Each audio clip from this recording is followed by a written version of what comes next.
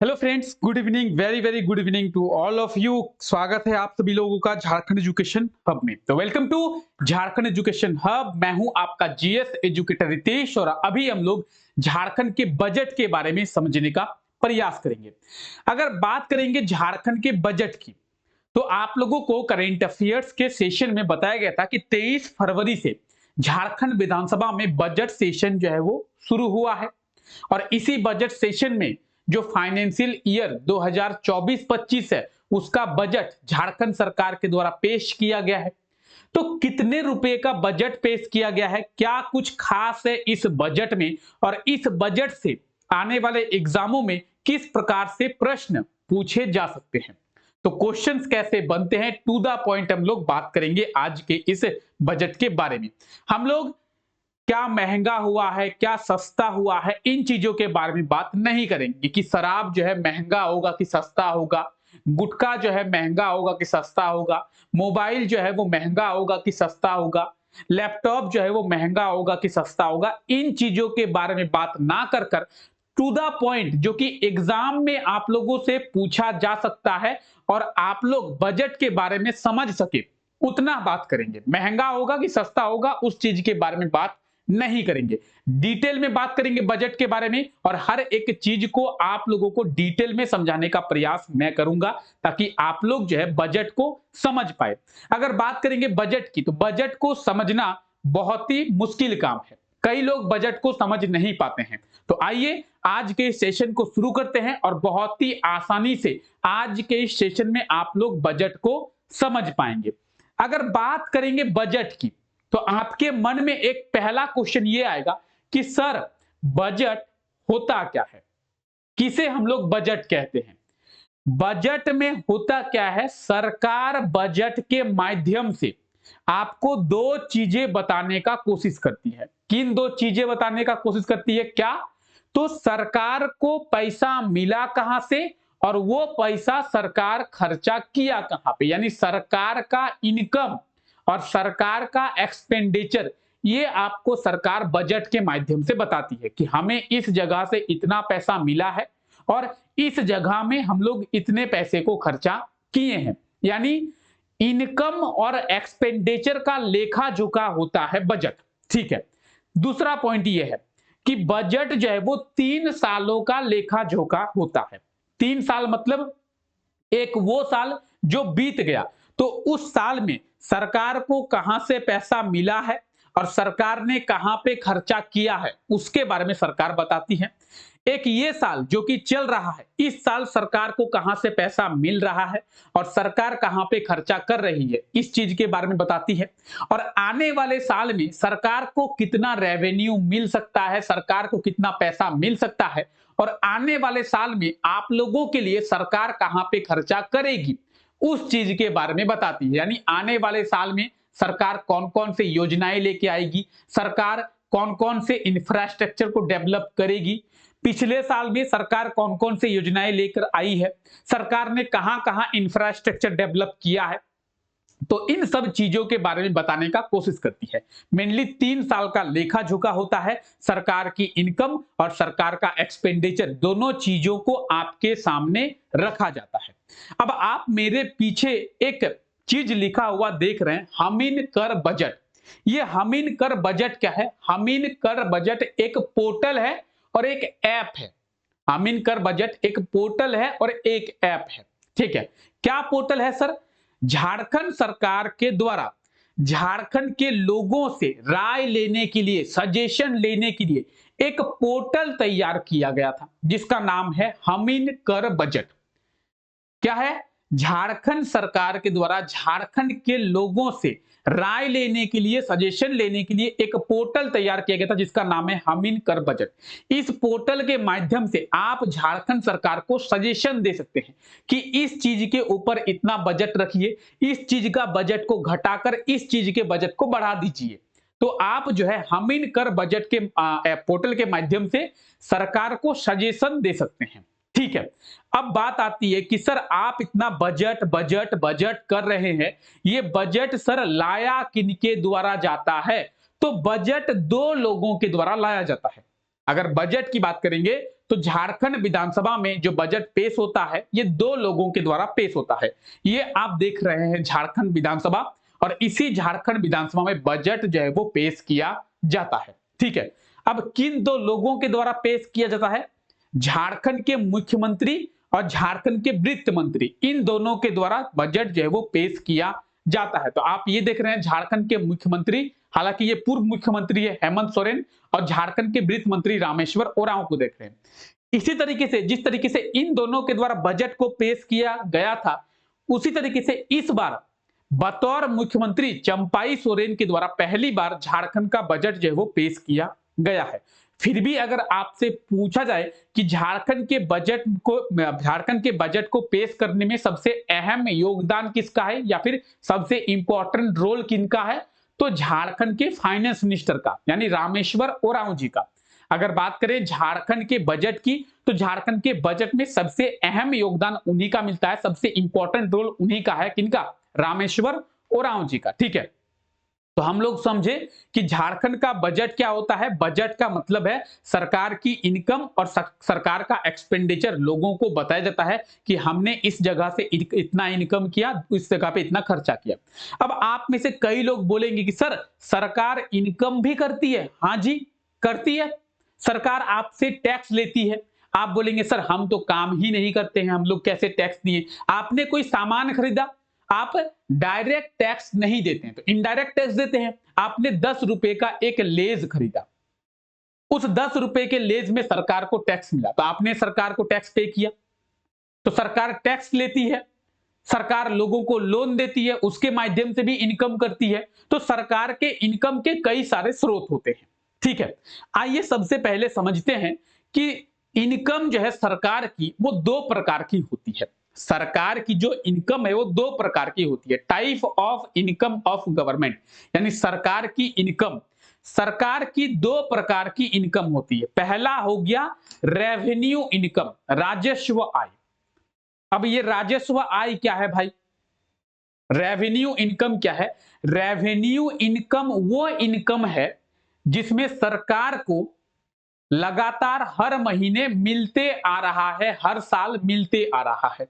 आप बोलेंगे सर मतलब ये, जैसे आप मानिए कि आप रांची में पढ़ने आए हैं और आप रांची में पढ़ रहे हैं, तो रांची में पढ़ने के लिए आपको आपके घर वाले कुछ पैसा भेजते हैं, तो उस कुछ पैसा भेजते हैं, उसमें कुछ पैसा ऐसा है कि आपको खर्चा करना है। जैसे आपको रूम का रेंट हर महीने देना है, आपको क्या करना है, आपको जो है इलेक्ट्रिसिटी बिल हर महीने देना है, आपको राशन का बिल हर महीने देना है, आप जहां पे पढ़ेंगे उसकी फीस आपको हर महीने देना है, अगर आप लाइब्रेरी यूज करते हैं तो लाइब्रेरी का फी आपको हर महीने देना है। तो इस तरीके से हर महीने जो इनकम हो रही है उसे कहते हैं रेवेन्यू इनकम, यानी वो मिलते आ रहा है। सरकार को वो फिक्स है कि वो चीज आपको मिलेगा ही।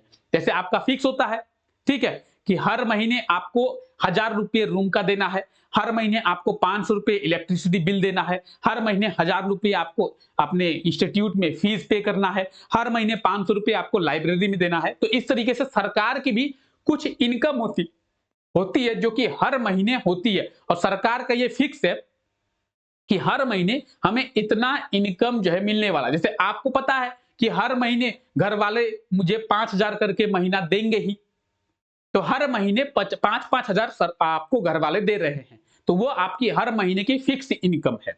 ठीक है, कि आपको हर महीने पढ़ने के लिए 5000 रुपया आपके घर वाले दे रहे हैं और उस 5000 को आप खर्चा करते हैं, तो आपका ये फिक्स है।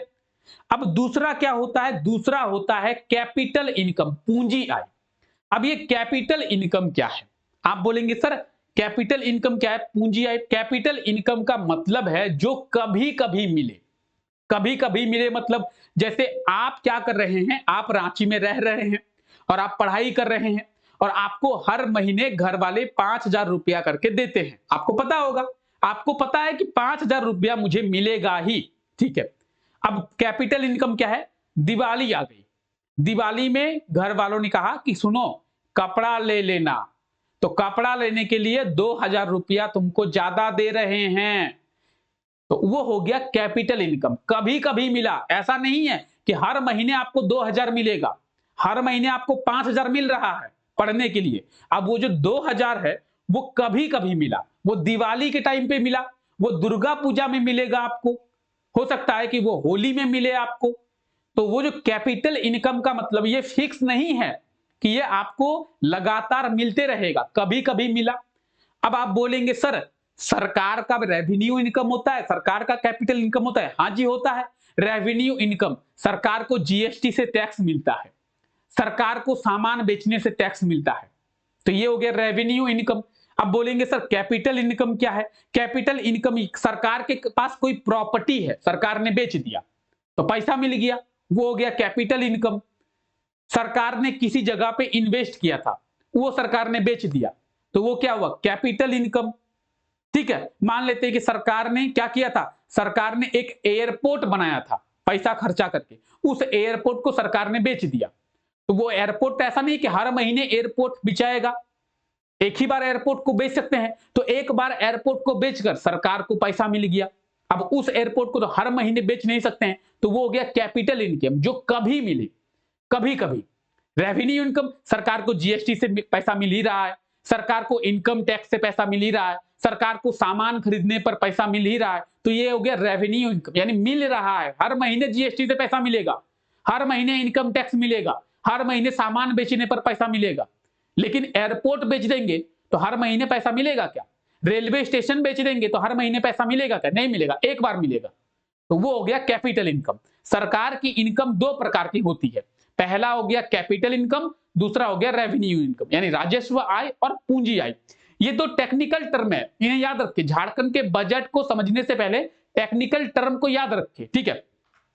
तो देखिए रेवेन्यू बजट या फिर रेवेन्यू इनकम और कैपिटल इनकम या फिर कैपिटल बजट के बारे में यहां पे डिटेल में दिया हुआ है, आप जाके इस आर्टिकल्स को पढ़ सकते हैं कि कैपिटल इनकम क्या है, रेवेन्यू इनकम क्या है, मेरे द्वारा आपको बहुत ही शॉर्ट में बताया गया, ठीक है। जिस तरीके से दो प्रकार की इनकम होती है उसी तरीके से दो प्रकार का खर्च भी होता है, रेवेन्यू एक्सपेंडिचर और कैपिटल एक्सपेंडिचर।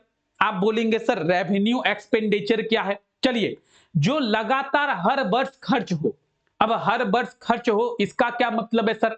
हर वर्ष खर्च हो, जैसे सरकार को इनकम हो गया, सरकार को इनकम होने के बाद सरकार झारखंड में जितने भी सरकारी कर्मचारी है, जैसे झारखंड में जितने भी पुलिस कर्मचारी हैं उन लोगों को सैलरी देना है, झारखंड के जितने भी डॉक्टर हैं उन लोगों को सैलरी देना है, झारखंड में जितने भी सरकारी नर्स हैं उन लोगों को सैलरी देना है, झारखंड में जितने भी सरकारी टीचर हैं, सरकारी मास्टर हैं उन लोगों को सैलरी देना है। तो उन लोगों को सैलरी हर महीने देना है ना, तो हर महीने सरकार का खर्चा होगा, वो हो गया रेवेन्यू एक्सपेंडिचर, यानी हर महीने सरकार को खर्च होगा। जैसे जो सरकारी टीचर है उसको हर महीने सैलरी देनी होगी, जो सरकारी डॉक्टर है उनको हर महीने पैसा देना होगा, सरकारी पुलिस है, पुलिस तो सरकारी होता है, उनको हर महीने पैसा देना होगा, ठीक है। जो हॉस्पिटल्स है उनका हर महीने अलग से खर्चा होगा। ये हो गया रेवेन्यू एक्सपेंडिचर, राजस्व खर्च, यानी हर महीने होने वाला खर्च। अब दूसरा होता है कैपिटल एक्सपेंडिचर। अब आप बोलेंगे सर ये क्या है, इसका मतलब क्या है कैपिटल एक्सपेंडिचर? जिस तरीके से कैपिटल इनकम का मतलब है कि कभी कभी पैसा मिले, उसका मत उसी तरीके से कैपिटल एक्सपेंडिचर का मतलब है कभी कभी खर्चा हो। अब आप बोलेंगे सर कैसे? सरकार ने क्या किया, दामोदर नदी के ऊपर एक पुल बनाया, तो वो क्या हुआ, कैपिटल एक्सपेंडिचर। ऐसा तो नहीं है कि हर महीने उस नदी के ऊपर पुल बन रहा है। सरकार ने एक एयरपोर्ट बनाया, तो ऐसा तो नहीं है कि उस एयरपोर्ट को हर महीने बना रहा है सरकार। सरकार का एक बार पुल बनाने में खर्चा होगा, एक बार एयरपोर्ट बनाने में खर्चा होगा। सरकार ने 500 किलोमीटर सड़क बनाया, तो ऐसा तो नहीं है कि इस महीने भी 500 किलोमीटर सड़क बनाया, अब अगले महीने भी वही सड़क को बनाएगा, वही अब दूसरी जगह पे बनाएगा। ये सड़क एक बार बन गया तो ये तो 5-10 साल के लिए बन गया, इस सड़क पे तो खर्चा नहीं होगा। तो जो एक्सपेंडिचर कभी कभी हो, ठीक है, कभी कभी एक बार हो गया, सड़क बन गया, क्या कहते हैं, रांची से धनबाद तक सरकार ने सड़क बनाया, तो अब तो ऐसा नहीं है कि रांची से धनबाद तक हर महीने सड़क बना रहा है। एक बार सड़क बनाया, सड़क बनाने का खर्चा हुआ, तो एक बार हुआ। अब 5-10 साल बाद होगा। सरकार ने एयरपोर्ट बनाया तो क्या हुआ, खर्चा हुआ। अब ऐसा नहीं है कि एक ही एयरपोर्ट को बार बार बना रहा है, अब अलग जगह बनाएगा, तो वो होता है कैपिटल एक्सपेंडिचर। कैपिटल एक्सपेंडिचर का मतलब है जो कभी कभी खर्चा हो। रेवेन्यू एक्सपेंडिचर का मतलब है जो हर महीने खर्चा हो। ठीक है, सरकार का दो प्रकार का इनकम होता है, रेवेन्यू इनकम और कैपिटल इनकम। सरकार का दो प्रकार का खर्चा भी होता है, रेवेन्यू एक्सपेंडिचर और कैपिटल एक्सपेंडिचर। ठीक है, अब आइए डिस इन्वेस्टमेंट के बारे में समझते हैं। डिस इन्वेस्टमेंट क्या है? सरकार के पास कोई इन्वेस्टमेंट है, यानी सरकार ने क्या किया है, 500 एकड़ जमीन खरीदा है। सबसे पहले इन्वेस्टमेंट समझिए, एक जगह पे जमीन बिक रही है, सरकार ने क्या किया, 500 एकड़ जमीन खरीद लिया, तो सरकार ने क्या किया, इन्वेस्टमेंट किया। ठीक है, आप लोग भी करते होंगे इन्वेस्टमेंट, आप में से बहुत कोई होंगे जो गोल्ड खरीद के रखते होंगे, सिल्वर खरीद के रखते होंगे, जमीन खरीद के रखे होंगे, तो वो क्या है, इन्वेस्टमेंट एक तरीके का। जब जरूरत पड़ेगी तो आप बेच देंगे। तो इन्वेस्टमेंट का मतलब है सरकार ने कुछ पैसा इन्वेस्ट करके रखा है।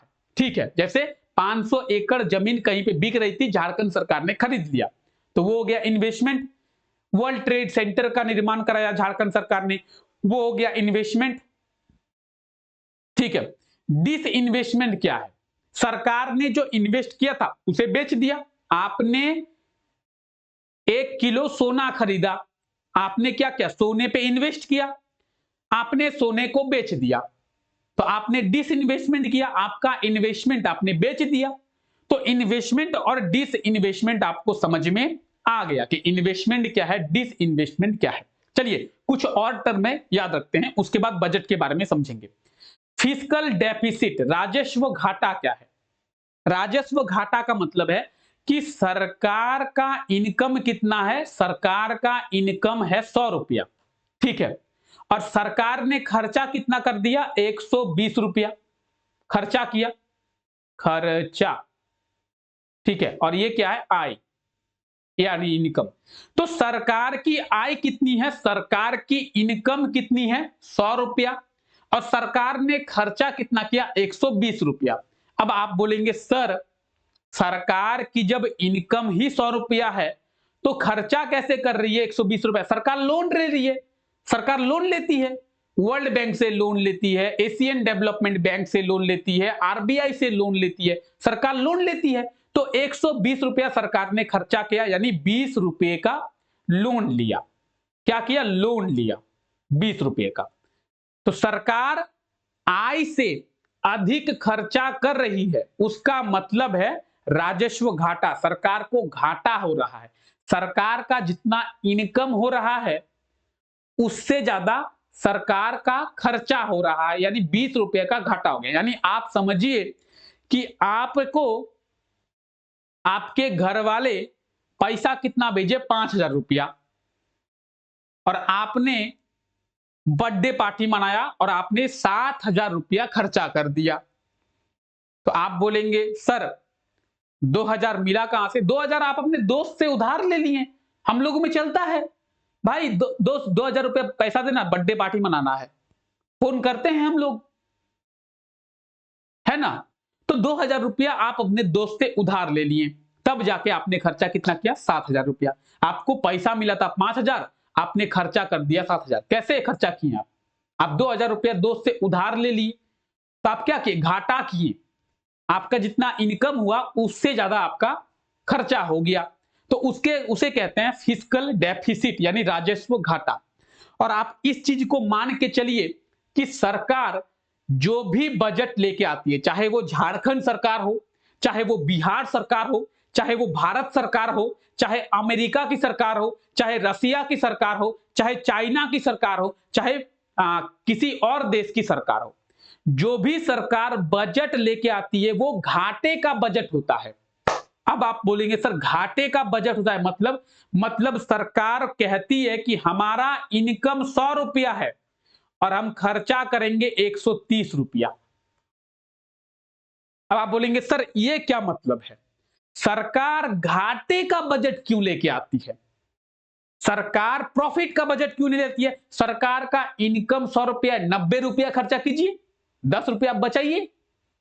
ये ना करके सरकार 130 रुपए का बजट लेके आती है कि हमारा इनकम तो 100 रुपया है और हम खर्चा 130 रुपया करेंगे। ऐसा क्यों सर? ऐसा क्यों? क्योंकि सरकार ये आपको दिखाना चाहती है कि हम अपने इनकम से भी ज्यादा आप लोगों के ऊपर खर्चा कर रहे हैं। अगर आपकी सरकार प्रॉफिट का बजट लेके आएगी, 100 रुपया सरकार का इनकम होगा, 90 रुपया खर्चा करेगी, तो सभी लोग बोलेंगे सरकार बिजनेस कर रही है, सरकार नहीं चला रही है, सरकार डेवलपमेंट नहीं कर रही है, सरकार बिजनेस कर रही है, सरकार पैसे बचा रही है, झारखंड के लोगों के ऊपर खर्चा नहीं कर रही है सरकार। इसीलिए जो भी सरकार है, अमेरिका की सरकार भी घाटे का ही बजट लेके आती है कि जितना इनकम है उससे ज्यादा हम लोग खर्चा करेंगे। ठीक है, अब आप में से कई महान अनुभवी लोग होंगे, बोलेंगे सर अगर सरकार लाभ का बजट लेके आए, जैसे मान लीजिए आप बोलेंगे कोई एक व्यक्ति है जिनका नाम है क्या, सुखविंदर सिंह। सुखविंदर सिंह झारखंड के क्या बन गए? मुख्यमंत्री बन गए। उन्होंने डिसाइड किया नहीं, हम तो बजट जो है लाभ का लेके आएंगे, घाटा नहीं करेंगे, हम हमारी जितनी इनकम है उससे कम का बजट लाएंगे, हम तो पैसा बचाएंगे, हम गरीब फैमिली से ऊपर आए हैं, हमने सर पैसा बचाना सीखा है, तो हम जो है 100 रुपया अगर मेरा इनकम होगा तो हम जो है 90 रुपया खर्चा करेंगे, यानी लाभ का बजट लेके आएंगे। तो लाभ के बजट को कहते हैं सरप्लस डेफिसिट। क्या कहते हैं? Surplus deficit. ठीक है, यानी लाभ होता है उसमें, तो एक होता है घाटा फिस्कल डेफिसिट, एक होता है सरप्लस डेफिसिट यानी लाभ होता है। ठीक है, तो आई होप सो आपको डिसइन्वेस्टमेंट, इन्वेस्टमेंट, फिस्कल डेफिसिट और सरप्लस डेफिसिट समझ में आ गया होगा। ये कुछ टेक्निकल टर्म है बजट के जिन्हें आपको समझना होगा। रेवेन्यू इनकम, रेवेन्यू एक्सपेंडिचर, ठीक है, तो इन सब चीजों के बारे में आप समझ गए होंगे। अब आइए झारखंड के बजट को देखते हैं। देखिए झारखंड का जो बजट है इस वर्ष का 2024-25 का, ये 24-25 होगा, ठीक है, 2024-25 का जो बजट है वो 1,28,900 करोड़ का है। झारखंड सरकार के द्वारा जो बजट लाया गया है वो बजट कितने रुपए का है? 1,28,900 करोड़ का बजट है। ध्यान रखें, कितने का बजट है? 1,28,900 करोड़ का। ठीक है, अगर बात करेंगे पिछले वर्ष कितना बजट आया था, पिछले वर्ष बजट आया था 1,16,418 करोड़ का 2023-24 में। 2023-24 में 1,16,418 करोड़ का बजट आया था और इस वर्ष 1,28,900 करोड़ का बजट आया है।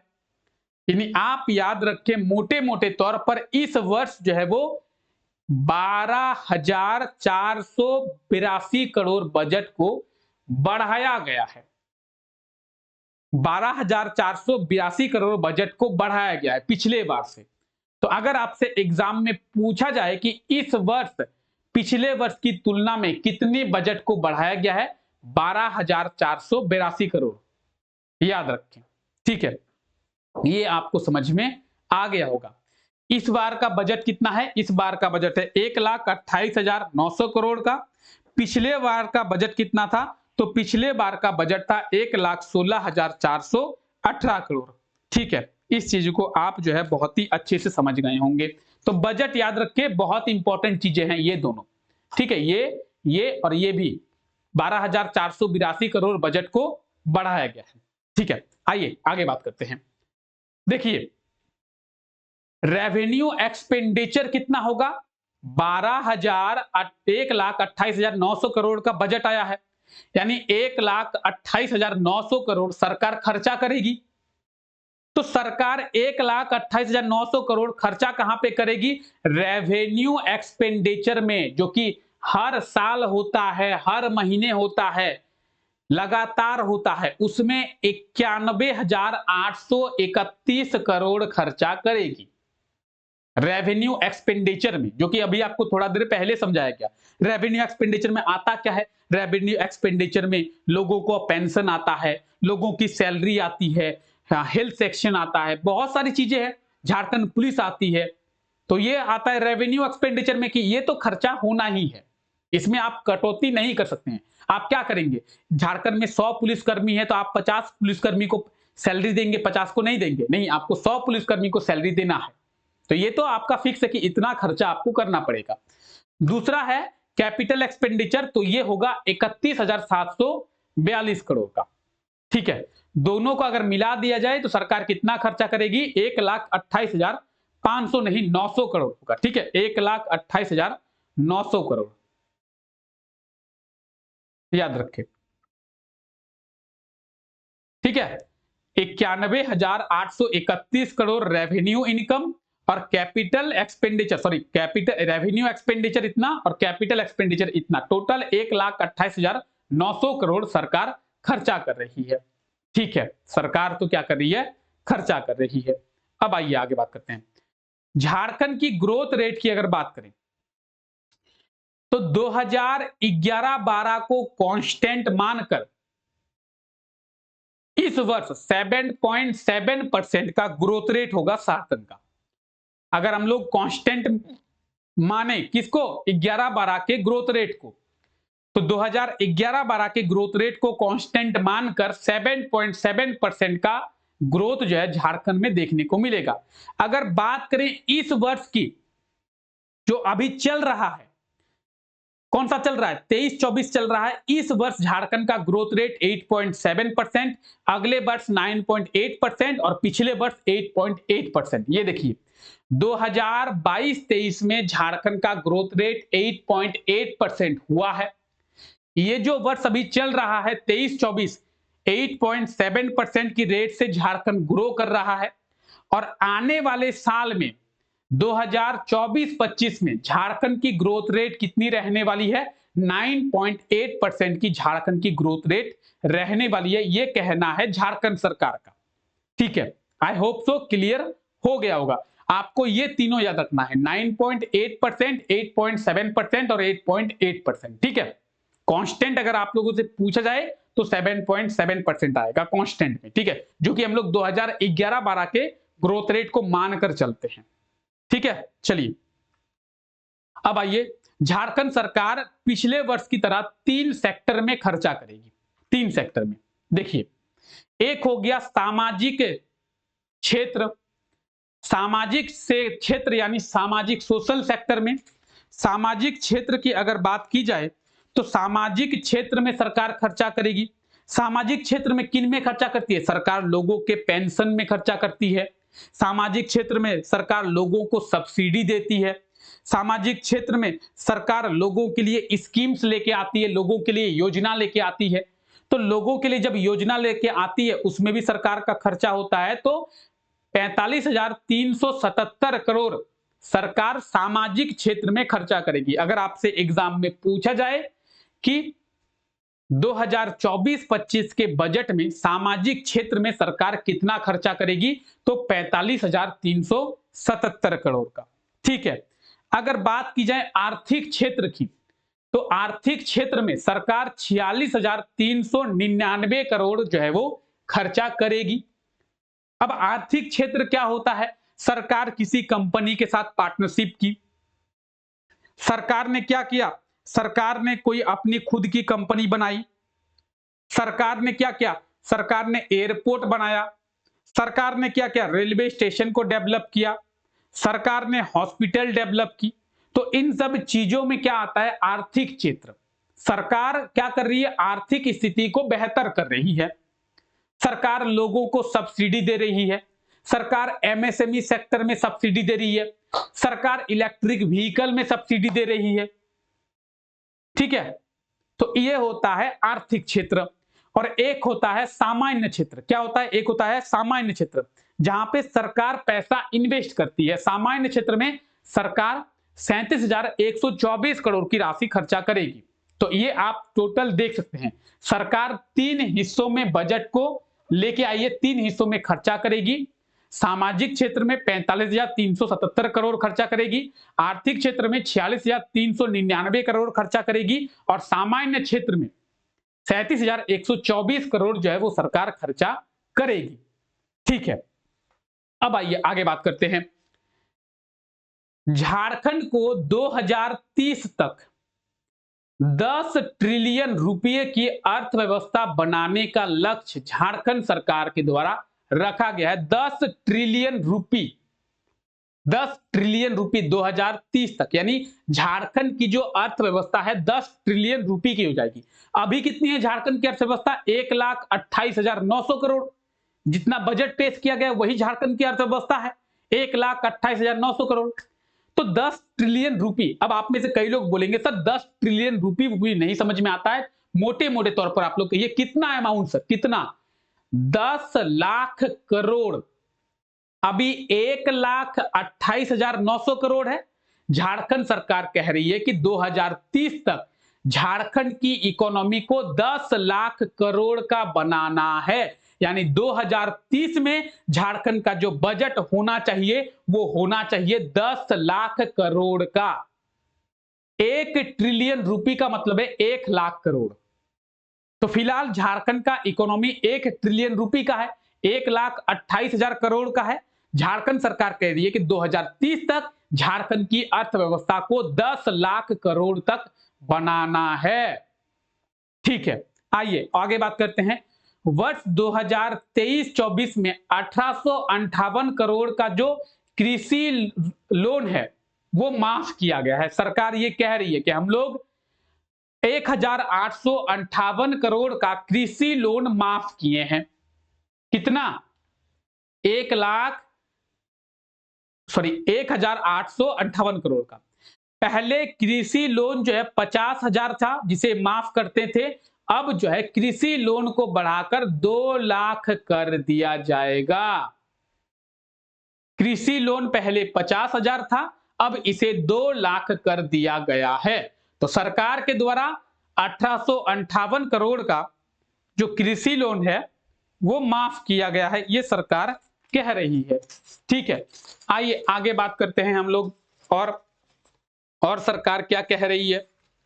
और सरकार कह रही है कि 2023-24 में पशुधन विकास योजना के तहत 200 करोड़ की राशि को 1,30,000 लोगों में बांटा गया है। पशुधन विकास योजना, इसके बारे में आप लोग जानते होंगे। पशुधन विकास योजना में लोगों को पशु जो है वो वितरित किया जाता है। लोगों को हंस पालन के लिए हंस वितरित किया जाता है, बकरी पालन के लिए बकरी वितरित करती है। ठीक है, मुर्गी पालन के लिए मुर्गी वितरित किया जाता है, सुअर पालन के लिए सुअर वितरित किया जाता है। तो लोगों को पशु वितरित किया जाता है। सरकार कह रही है कि 2023-24 में हमने 200 करोड़ की राशि जो है वितरित की है। कितने लोगों में? 1,30,000 लोगों में। ठीक है, चलिए आइए।